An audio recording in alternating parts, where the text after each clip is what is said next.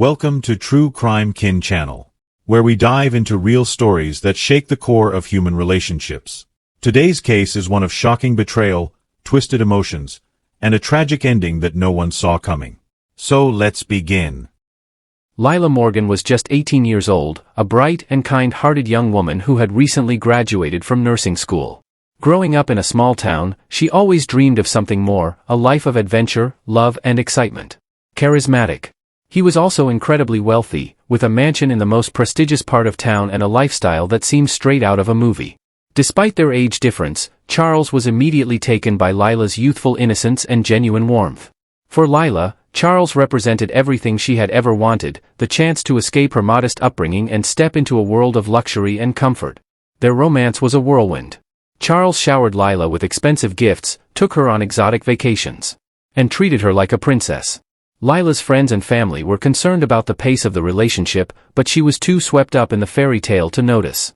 Within just a few months, Charles proposed, and Lila eagerly accepted, her heart full of hope and excitement for the future. The wedding was a grand affair held at Charles's lavish estate. Lila wore a stunning designer gown, and the ceremony was attended by the town's elite. To the outside world, it was a picture-perfect union of beauty and wealth. But beneath the surface, there were dark undercurrents that Lila couldn't see, whispers of secrets, lies, and betrayal that would soon come to light. After the wedding, Lila and Charles left for a luxurious honeymoon on a private island. It was everything Lila had ever dreamed of and more. The days were filled with sunshine, laughter, and endless pampering. Charles seemed like the perfect husband. Attentive and affectionate, always ensuring that Lila had everything she could ever want. But as the days went by, Lila began to notice subtle changes in Charles's behavior. He was still charming and loving, but there were moments when his mood would shift abruptly, times when he would become distant, even cold. Lila brushed it off as stress from his demanding job, but a nagging feeling in the back of her mind told her something was wrong. One evening, while Charles was taking a call in another room, Lila decided to surprise him by preparing a special dinner. She went to the kitchen and started rummaging through the cupboards for ingredients when she stumbled upon a locked drawer. Curious, she tried to open it, but it wouldn't budge. She searched the kitchen for a key, but before she could find one, Charles returned. His face hardened when he saw her near the drawer. "What are you doing?" he asked, his voice sharper than she had ever heard before. "I was just looking for some spices," Lila replied, taken aback by his tone. "I wanted to surprise you with dinner." Charles's expression softened, and he forced a smile. "That's sweet of you, but there's no need to go through all this trouble. Why don't we just order in tonight?" Lila agreed, but the moment lingered in her mind. She couldn't shake the feeling that Charles was hiding something from her, and it cast a shadow over the remainder of their honeymoon. When Lila and Charles returned from their honeymoon, life quickly settled into a routine. Charles resumed his work, often spending long hours at the office, while Lila tried to adjust to her new life as a wealthy wife. She wanted to continue working as a nurse, but Charles insisted that she didn't need to, offering her a life of leisure instead. At first, Lila enjoyed the freedom, shopping, lunching with other society wives, and redecorating the mansion, but she soon grew restless. She missed the sense of purpose and fulfillment she got from helping others, and the loneliness of the mansion began to weigh on her. Charles's behavior became increasingly erratic.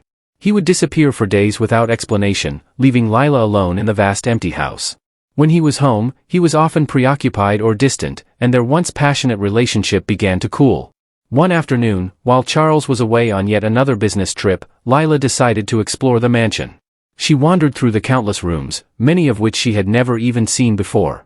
Eventually, she found herself in the basement, a part of the house she had always avoided because of its dark, eerie atmosphere. As she explored, she discovered a small, hidden room at the back of the basement.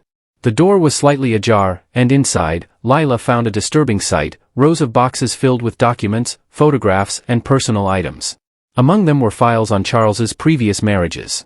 To her shock, Lila discovered that Charles had been married 3 times before, and all of his wives had died under mysterious circumstances.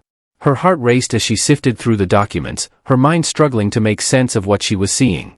Each wife's death had been ruled an accident, but the similarities between the cases were too striking to ignore. Lila's blood ran cold as she realized she might be next.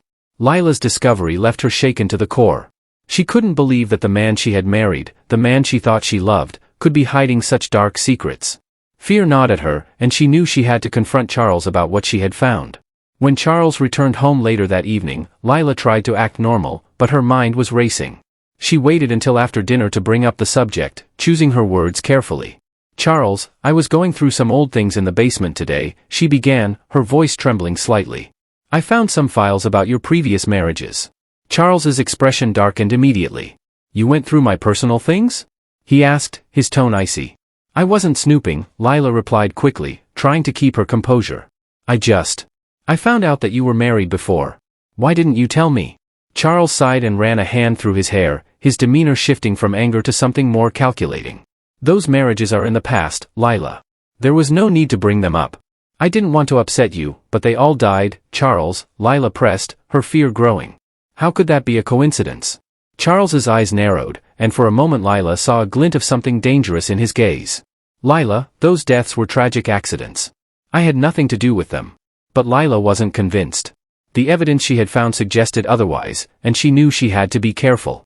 If Charles really was responsible for those deaths, confronting him directly could be dangerous. I'm sorry, Charles, she said softly, trying to defuse the tension. I just wanted to understand. I'm here for you, no matter what. Charles seemed to relax at her words, but the unease between them lingered. That night, as Lila lay in bed next to her husband, she couldn't shake the feeling that her life was in danger. The days that followed were tense and filled with uncertainty. Lila knew she had to get out of the mansion, but she also knew she couldn't leave without a plan. She began secretly gathering her things, hiding money and important documents in a small bag that she kept under the bed. Lila reached out to her best friend Emma, who had been suspicious of Charles from the beginning. She arranged to meet Emma at a nearby cafe far from the mansion, where she could speak freely. When they met, Lila told Emma everything. The whirlwind romance. The disturbing discoveries and her growing fear that she might be in danger. You need to leave him, Lila, Emma said urgently, her eyes wide with concern. This is serious. If he's responsible for those other women's deaths, you reassuringly. We'll figure something out. You're not alone in this. We'll go to the police, get you somewhere safe. Lila nodded, feeling a small spark of hope for the first time in days. She agreed to meet Emma again the next day, but as she left the cafe, she couldn't shake the feeling that someone was watching her. When she returned to the mansion, Charles was waiting for her. His expression was unreadable, but Lila noticed a flicker of something dark in his eyes. Where were you?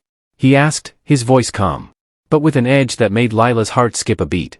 I just went out for some air, Lila replied, forcing a smile. I've been feeling a bit cooped up. Charles studied her for a moment, then nodded. I understand. Just be careful, Lila. You know how dangerous the world can be. Lila felt a shiver run down her spine. She knew that Charles's words were more than just a warning. They were a threat. Lila's fear grew with each passing day. She knew she had to act quickly, but she also knew that one wrong move could cost her life. She began making preparations to leave, carefully avoiding any actions that might raise Charles's suspicion. She decided to go to the police, hoping they would believe her story and provide her with protection. But when she finally made her way to the police station, she was met with skepticism. The officer on duty listened to her story, but seemed more interested in Charles's wealth and influence than in taking her seriously. Ma'am, I understand you're upset, the officer said, his tone condescending. But without any concrete evidence, there's not much we can do. You're talking about one of the most respected men in town. Lila left the station feeling more alone than ever. She realized that Charles's influence extended far beyond the walls of their mansion and that she was truly on her own. That evening, Lila decided to confront Charles one last time. She couldn't continue living in fear. Constantly looking over her shoulder, she needed to know the truth, even if it meant putting herself in danger. After dinner, she sat down with Charles in the living room, her heart pounding in her chest. Charles, I need to know the truth, she said, her voice trembling. What happened to your previous wives? Did you have something to do with their deaths? For a moment, Charles said nothing. Then slowly he leaned forward, his expression darkening. You've been digging where you shouldn't, Lila. He said softly, his voice laced with menace. I thought you were different. I thought you trusted me. I do trust you, Lila lied, her voice shaking. I'm scared, Charles. I need to know the truth. Charles stared at her for a long moment, then smiled a cold, cruel smile that sent chills down Lila's spine. The truth, Lila, is that you're too curious for your own good, and that's a dangerous trait. Lila's heart raced as she realized the full extent of the danger she was in. She needed to get out now. But as she rose from her seat, Charles grabbed her wrist, his grip like iron. You're not going anywhere, Layla, he whispered, his eyes gleaming with something dark and sinister. Not until I decide it's time. Lila knew she was running out of time. Charles's grip on her life was tightening, and she could feel the walls closing in around her. She needed to escape. But she knew it wouldn't be easy. Charles was always watching, always one step ahead. One night, while Charles was in his study, Lila made her move. She had hidden a small amount of cash in her bag, along with her identification and a few personal items. She quietly slipped out of the bedroom and crept down the stairs, her heart pounding in her chest. As she reached the front door, she heard a noise behind her. She froze, her breath catching in her throat. But when she turned, there was no one there. Taking a deep breath, she unlocked the door and stepped outside, the cool night air hitting her like a shock. She made her way to the garage, where Charles kept his collection of luxury cars. She knew how to drive, but she had never been behind the wheel of any of Charles's cars. Still, she had no other choice. Lila got into one of the cars, her hands shaking as she started the engine. She glanced back at the mansion, the place that had once been her dream home. Now a prison. Then, without looking back, she speeded down the driveway, the tires screeching as she drove away from the life that had nearly destroyed her. She drove following her. Her heart raced as she realized it was Charles. He had followed her. Panic surged through Lila as she pushed the accelerator to the floor, trying to outrun him. But Charles was relentless, his car gaining. Lila turned onto a narrow, winding RD that led into the hills. She knew it was risky, but she had no other option. The road twisted and turned, the cliffs dropping off sharply on one side. Lila gripped the steering wheel, her knuckles white as she navigated the treacherous terrain. But Charles was right behind her, his car looming closer with each passing second. Lila could see the determination in his eyes, the cold, calculating expression. That told her he would stop at nothing to catch her. And then, as she rounded a particularly sharp curve, her car skidded on the gravel. She lost control, the car careening toward the edge of the cliff. Lila screamed as the car plunged over the side, the world spinning around her in a blur of darkness and terror. Miraculously, Lila survived the crash. The car tumbled down the hill, but it was caught by a cluster of trees, preventing it from plunging to the bottom of the ravine. Dazed and injured, Lila managed to crawl out of the wreckage, her body battered and bruised. She stumbled through the woods, the cold night air biting at her skin, her mind racing with fear and adrenaline.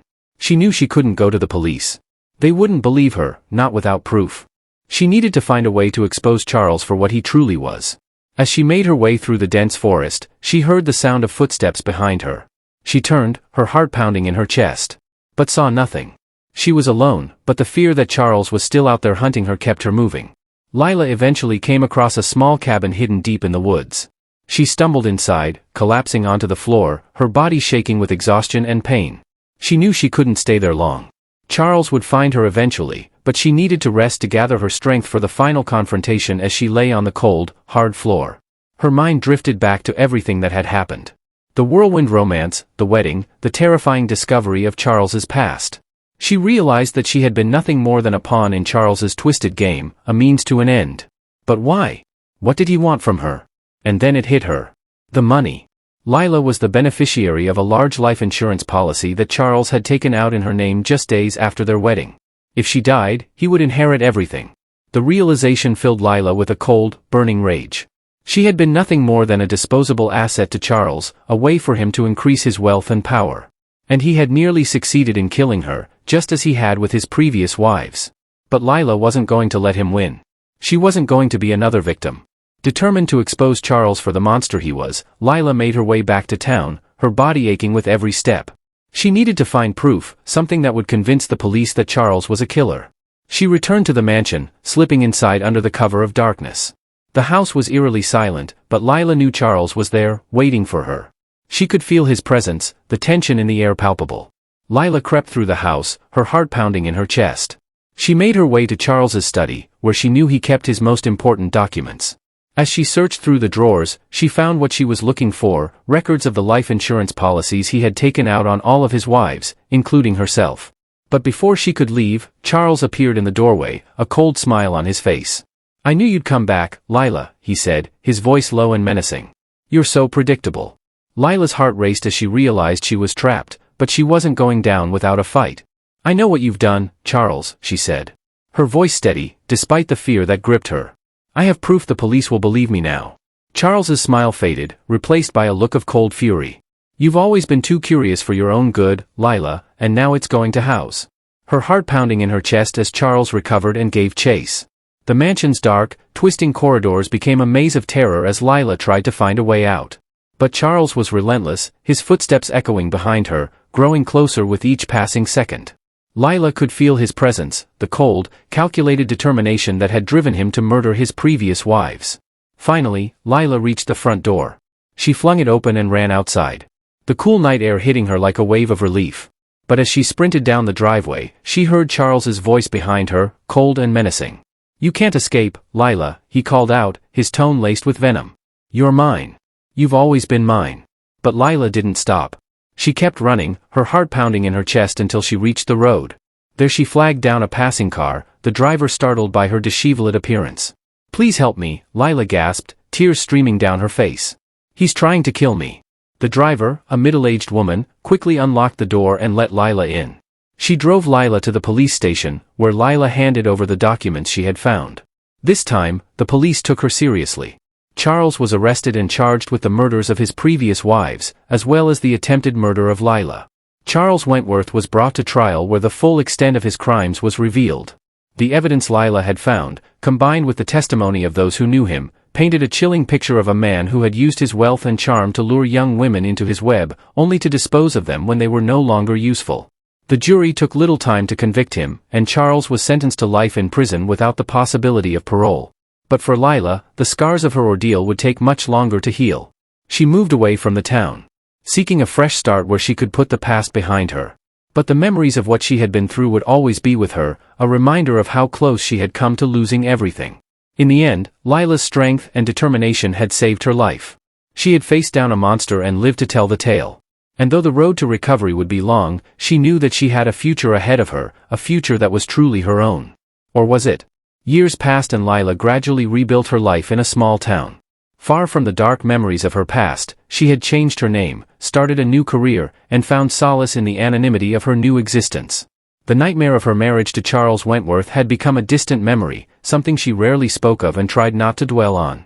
But some scars never fully heal. And despite the new life she had built, Lila could never completely shake the feeling that she was being watched. She told herself it was paranoia, a lingering trauma from her harrowing escape. Charles was in prison, locked away for life. There was no way he could ever reach her. However, Lila's sense of security was shattered one cold winter evening when she received an anonymous letter in the mail. The letter contained just 2 words written in a familiar, elegant script. "Miss me?" Lila's heart stopped. She stared at the letter, her hands trembling. She knew that handwriting. It was Charles's. But how? He was supposed to be in prison. How could he have sent this? She immediately contacted the police, but they assured her there was no way Charles could have written the letter. He was still incarcerated, they said, with no chance of release. The letter had to be a cruel prank or a terrible coincidence. But Lila knew better. She felt it in her bones. The dread, the icy fear that had gripped her during those final days with Charles. Somehow he had found a way to get to her. Over the following weeks, Lila became increasingly paranoid. She saw shadows where there were none, heard footsteps that weren't there. She changed her locks, installed a security system, and even considered moving again. But no matter what she did, the fear persisted, gnawing at her sanity. Then one night, as she was closing up her small bookstore, Lila's worst fear was confirmed. The bell above the door chimed as the last customer of the day left. Lila began to lock up, her thoughts preoccupied with the persistent unease that had plagued her. She was just about to turn off the lights when she felt a presence behind her. Lila spun around, her breath catching in her throat. Standing in the dim light of the shop was a tall figure cloaked in shadow. As the figure stepped forward, the light revealed his face, the face she had hoped never to see again. Charles. He was thinner, more gaunt. But the cold, predatory gleam in his eyes was unmistakable. He smiled at her, that same cruel smile that had haunted her nightmares for years. "Hello, Lila," he said softly, his voice sending chills down her spine. "Did you miss me?" Lila backed away, her mind racing. How was this possible? How had he found her? And more importantly, how had he gotten out of prison? "What are you doing here?" she whispered, her voice trembling. "Isn't it obvious?" Charles replied, stepping closer. "I've come to finish what I started." Lila turned and ran, her heart pounding in her chest. But Charles was faster. He caught her just as she reached the back door, his hand closing around her wrist with a grip like iron. "You took everything from me, Lila," he hissed, his face inches from hers. "My freedom, my life. But now it's time to settle the score." Lila struggled, but Charles was too strong. He dragged her back into the shop, slamming the door shut behind them. The shop, once her sanctuary, now felt like a tomb, and Lila knew there was no escape. "I've been waiting for this moment for a long time," Charles said, his voice eerily calm. "I knew they couldn't keep me locked up forever, and I knew you'd never really be free of me." He reached into his coat and pulled out a knife, the blade gleaming in the dim light. Lila's blood ran cold. She knew that this time there would be no escape, no last-minute rescue. Charles stared at her for a long moment, his eyes filled with a mixture of hatred and satisfaction. "You should have died that night, Lila," he said softly. "But don't worry, I'll make sure you don't survive this time." With a swift motion, Charles plunged the knife into Lila's chest. She gasped, the pain searing through her body as she fell to the floor. The world around her began to fade. Her vision darkening as the life drained out of her. The last thing she saw was Charles's face, smiling down at her with a twisted sense of triumph. And then everything went black. Lila's body was found the next morning by a concerned friend who had come to check on her after she hadn't answered her phone. The police arrived quickly, but it was too late. Lila was dead and Charles was gone. A nationwide manhunt was launched. But Charles Wentworth was never found. He had vanished, leaving behind only the chilling memory of the terror he had inflicted on the woman who had once been his wife. Lila's death was a tragic end to a life filled with promise, stolen tale. A reminder that some nightmares never truly end and that sometimes the monsters we escape can find their way back no matter how far we run. Thanks for watching. Subscribe and like this video for more true crime video. Don't forget to leave your thoughts and theories in the comments section below. Take care and see you in the next video.